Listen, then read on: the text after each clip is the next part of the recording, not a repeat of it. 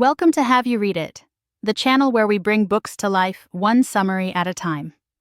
The book begins with Bill Gates's early life, focusing on his card games with his maternal grandmother, Adele Thompson, nicknamed Gamey. She instilled in him a respect for strategic thinking, integrity, fairness, justice, and the importance of continuous learning and using your brain. She didn't directly teach him card strategies, but encouraged him to think smart, Trey, think smart. His great-grandmother called him Trey, a card player's term for three. Gates's childhood involved regular visits to his grandmother's house, where they enjoyed activities like swimming, mini-golf, and card games. Through card playing, Gates learned that even seemingly mysterious events could be understood with logic, focus, and dedication. Born in 1955, Gates was an energetic child, nicknamed Happy Boy. He had a habit of rocking, which served as a metronome for his thoughts. His parents recognized his unique mind and supported his independence, which played a crucial role in his development. In elementary school, Gates read extensively, was impatient with the slow pace, and sometimes disrupted the class. He didn't fit in well socially. His parents, Bill Gates Jr. and Mary Maxwell Gates, had distinct personalities. His father, a lawyer, was tall, gentle, and pragmatic, while his mother was gregarious, ambitious, and socially skilled. Mary Maxwell came from a family that valued self-improvement and success, and she instilled those values in her children. Bill Gates Sr.'s family had a more modest background, and he valued education and hard work. His father's narrow view of the world contrasted with the broader vision of the Brayman family, who served as mentors. Growing up in View Ridge, Seattle, Gates's family valued community involvement and social responsibility. His mother volunteered extensively and emphasized being a good steward. During his childhood, a tornado struck his neighborhood in 1962, but the wider world events often felt abstract to him. His parents ensured that the family maintained routines, traditions, and rules. At dinner, they shared conversations about their days and about the wider world, giving him insights into the lives of adults. Summers were spent at Hood Canal with family friends, participating in the Cheerio Olympics and other activities that emphasized camaraderie and skill. The author discusses a family road trip to Disneyland where his mother created a detailed travel log for him and his sister to document what they saw and learned. His grandmother's Christian Science beliefs were confusing to him as they contrasted with her otherwise rational and educated outlook. He recounts an incident where his sister broke her arm, and his grandmother initially hesitated to seek medical treatment due to her religious beliefs.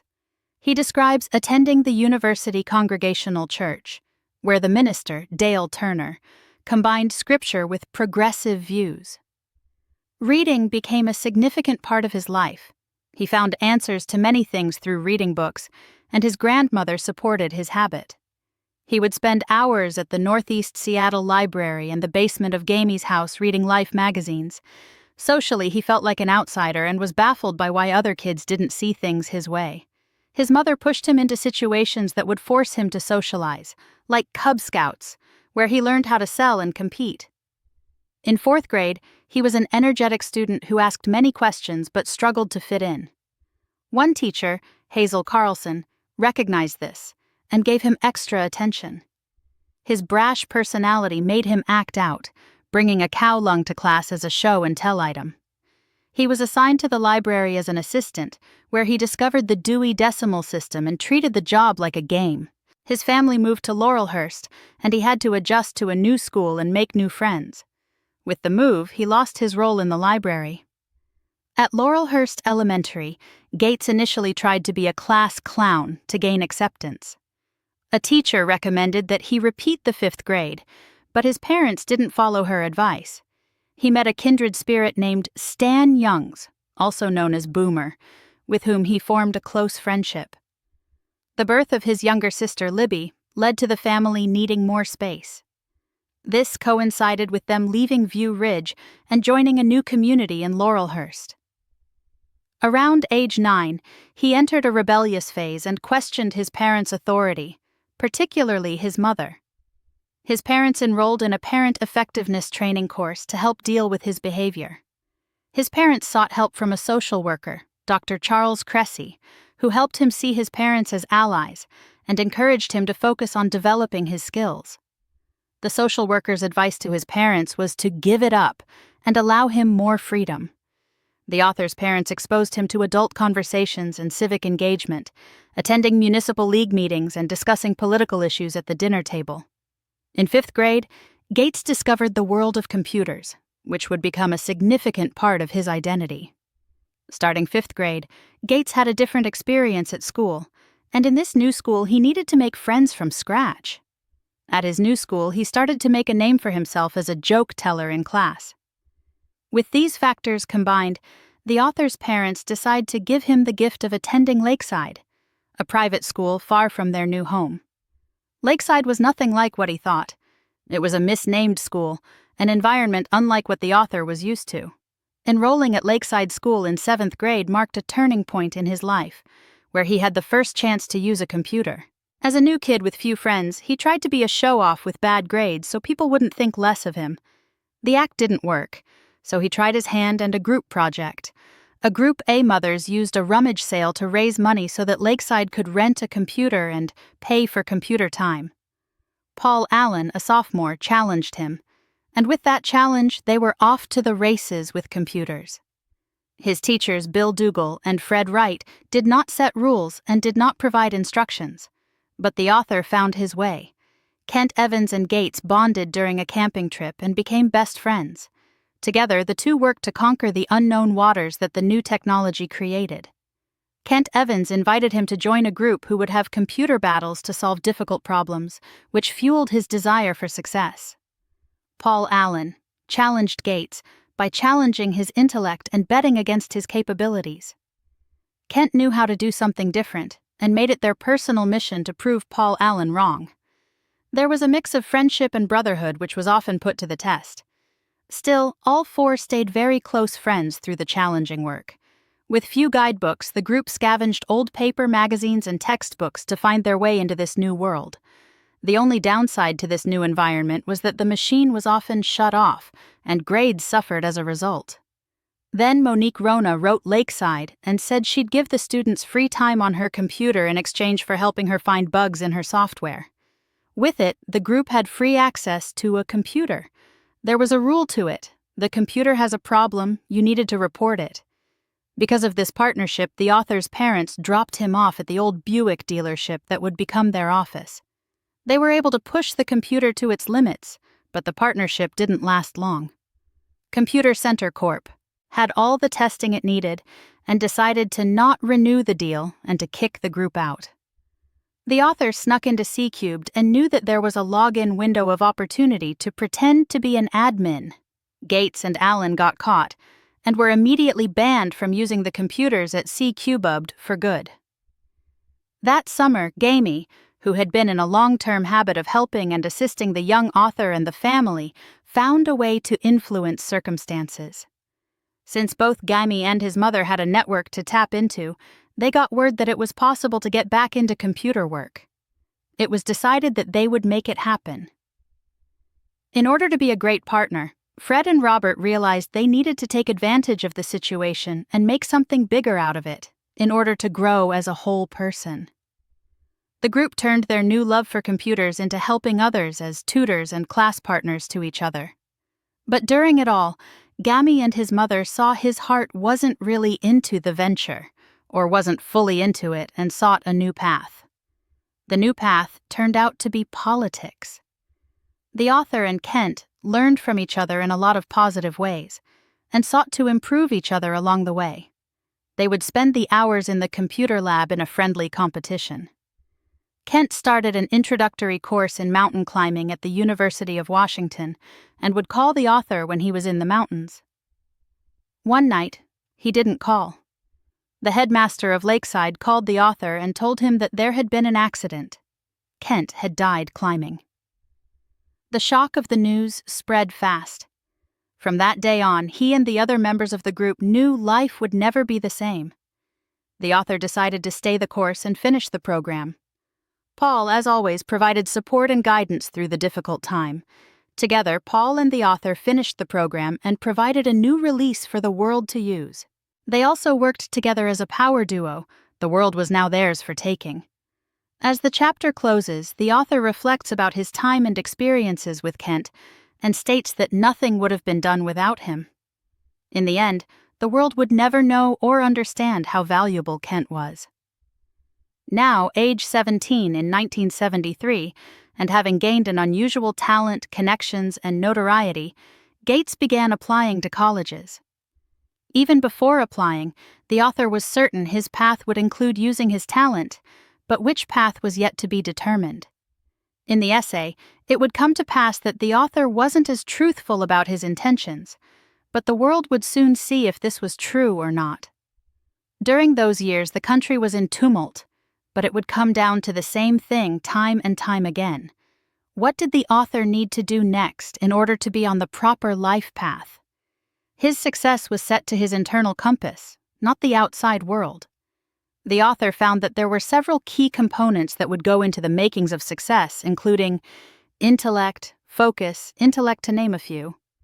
The story shifts to late at night in a dim theater where, despite all his previous successes, the author, now a lead actor, was getting ready to perform on stage with a group of kids with similar backgrounds. The play would give the author a chance to express and show his talent in a different area than he was known for. In his own words, and those to be said, "No one will see this coming. I will show them." With that production, the author began his career down a life that would allow him to be so correct about his intentions in the years to come. Upon receiving his acceptance to Harvard, the author found what it was like to be accepted into the highest caliber of learning and culture in America, and with it, the tools that would help shape the business decisions and thought patterns that would influence the world. At Harvard, the story takes a turn. A military transport drops off what would be the first pieces of what would become the framework for the internet, as the author knew it. The gift given was a computer for Harvard, and one of the first on the planet. He was to connect with so many different users in such a new way. He didn't come to Harvard to see if he could, but rather to learn and to show those in the area why Harvard was the place that he was to be. Before the class even started, he was in the headmaster's office asking for exceptions to the standard rule, asking to take hard classes without doing the soft classes. Because of this, his senior tutor would have little to say or know about him. Yet he would continue, as always, trying to find that connection where it lacks. The author, being an outlier, would, of course, find people who thought like him and thus form a small army to take on the world and to learn from each other along the way. The Harvard Math Class 55A turned out to be a proving ground, with only a few left over at the end. The author was among those to take part and to finish it out. What did he get out of it? A renewed sense of what was truly important in math, science, and everything else. A teacher named Blanche Caffier played a small role in the education of the author, which he did not realize at the time. She saw in him something special and gave him guidance along the way and new ideas that hadn't occurred to him. Even in small doses, all of it truly mattered. A pivotal moment in my life came while working with a professor during the summer as well. At this moment, he had a chance to truly look at life and its role in the grand scheme of the world. He was then approached with a choice to follow science and what was known or what could be. The decision came easy, but not because it was so obvious. Even at the end of those important class, he found himself with the idea that he has not lived up to his potential, and that he was also living down to the expectations of what everyone though he would be.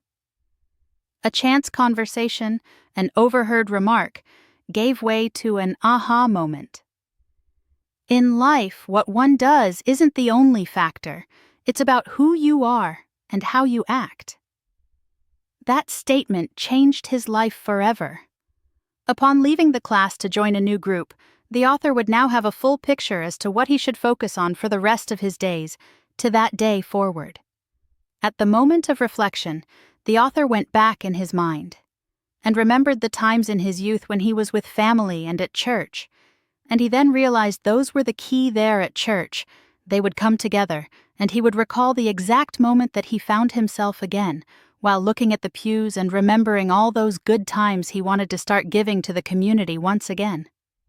The author knew and had known for a long time that he was a lucky kid, and he needed to recognize it. A lot of different pieces had to come together for the author to use a computer. What helped was his natural drive, and also the fact that he was a quick learner. During this time, he reflected about his life and his family, and how much has changed since he was a toddler. The author and his team were in the building, and they started making new relationships so they could be in this building for the long run. Paul Allen and himself were working more and more. After several days, they finished his project. It was one of the best feelings he had ever gotten. Upon the completion of the project, the author began to have some memories about a specific trip. The trip took him through many trials. He realized that they could depend on his skills and others in their party. There were many people and teachers in the school who were supportive. It was time to get involved with them on a personal level. Though not stated, his goal was to get to the top of the power rankings. At the top, he would build the computer and he would show to the world. The author was all alone for a while and began to feel the effects of his own devices. He wondered what it was all worth. He continued and got better and better through his training. All of the problems he was running into were small. The large scale was yet to come. A school official wanted to speak to the author for some reason. There were no rules. This wasn't a well-defined area of what was considered okay and not. Everything was okay. It wasn't just there. It was his, and all those who wanted to create something with it. For the first time, he was completely by himself. The author was not in school, so he sought to create this amazing and unique group of people who really wanted something more. Not to just make money and be rich, but to truly create a group of individuals that would shape the world and the hearts and minds of its population. After these thoughts ran through the author's mind, everything changed. There would be a loss and nothing would be the same again. With a strong mind, the author knew in his heart that this was the moment everything changed, the beginning of it all. Now facing his mortality, the author made a decision. It was at this time that the author began to understand the world around him and what to do with his newfound skills. And after that was done, there was someone that he had to track down in order to make sure that all the work would go well. The person in question was Paul. It was important for the author to give and be a friend, and to understand that all sides had been represented. After the new year came, the author took an additional step towards friendship by declaring a clean start, that no matter what happened with the work to be done, that everything would be fine between the group from then forward. The plan would be for the author to stay at school, and for Paul to oversee the business, and his activities would then start with his work there from out of the school. He took one step away from education, and sought instead something to use his power. And at that, he used humor. The most important thing for him at this moment was to make something, and to show everyone that he could. For Paul, the most important thing was for that to happen to the world as a whole, not just him. After finding his own power to go, he knew that it was a tough but true decision to make, and so, to the sadness of those around him, the author had set out to do. It's easy for everyone to get mixed up in the emotion and chaos of that time, but they each saw that it was needed. But the plan set in that time didn't last long. For whatever reason, as time went on, the thoughts of those who knew the plan best changed. So it's only natural that things changed for those at Lakeside during that time. As for what was said at the time, the best laid plans, as usual, fell apart. And that was very true. They all knew that it was a bad decision. They had no plan to continue. They didn't want to see it happen this way at all. The worst thing to happen was that Paul lost it one day. With a letter, he let it fly about all the things he saw the wrong and out of step, and said it was time to cut what did not belong. This time, the author was on the outside of the cuts to be made, which was something all new to him as he realized he was not good and amazing at everything. However, this also made it clear that no matter the situation, the author had the support of someone. The man in the sky, his God above, saw him through to make sure that the people would see, in this case, that the sky would part, and what must be done will be so. But at the time, no one was sure that it was what was best. It can come to mind how it was going to be what everyone said from that point forward, and so came his turn to talk to his friends and his teammates and tell them how his plan was going to help them in the future. But his plan was always to be better than what he was. It was too good of a test to pass up. The thing that had always allowed the group to succeed and flourish together was gone. No matter what the reason, they now had some room from where they could make something. And so, if they didn't finish the project, what then? If it did not happen, what to do then? There was one thing that the author knew at that moment, and it was this. If the author took this project, there was the sense of responsibility to be born from this decision. From start to finish, this needed to be a complete turnaround. It had to be said that the people at Lakeside were in his corner and would remain that way. It would never go the same way for him again. It had to mean the world, for something real and pure. There was a reason he went to their corner instead of somewhere else. Even though nothing made any sense, the thought meant the world to him. This would become his calling and his goal. And so, as said to him by a friend, "Now you are a real man." And so this was a big change, and he found that a lot of the things in the future were going to depend on what was happening right at that moment. From a high perch, the world looks different, and now he had his chance to be a part of it. During his short time with them, the author always had the best in mind. That's all there was. During the summer of the change, the author had gotten a new role. There was an opportunity to set his sail to the sea. There was still something he wanted to do. What did the author want to be? From his previous attempts, he wanted to make a difference.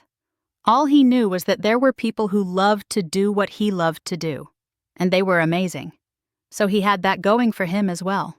From every bit and thing in the world, people could tell he was amazing. It wasn't enough to know who he was. The man was also what he did.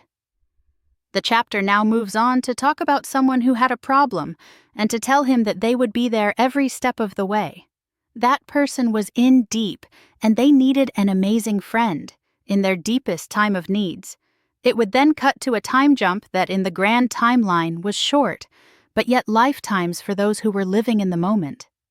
Here on, and for a bit now in the story, they got the author but one goal at heart: to make people better at the most fundamental element of the entire time, to use their intellect to make everything better in the future. What it wasn't the most important thing. It was the means, and with which the author was now able to touch the world. To touch the world in the way he thought right. It was hard to say if that's the best way to put it, but that's what he said, so it went from there. At the end, the author had it all figured out from here. The early 1970s were full of chaos and wonder, and this was not lost on the author. He was now set to play a big part of it. The most important thing the author had discovered on himself was his true power, and with a letter, he could change and tell what was to be. Though much had changed, the author held tight to a single dream, and the way to get there would take time and effort. All his focus was bent on finding that one true fact and to make it his own. To be on top of the world for those to be was to be set apart. To be better, and know that, would always carry a place in his life, a world without end. Many would follow with their skills.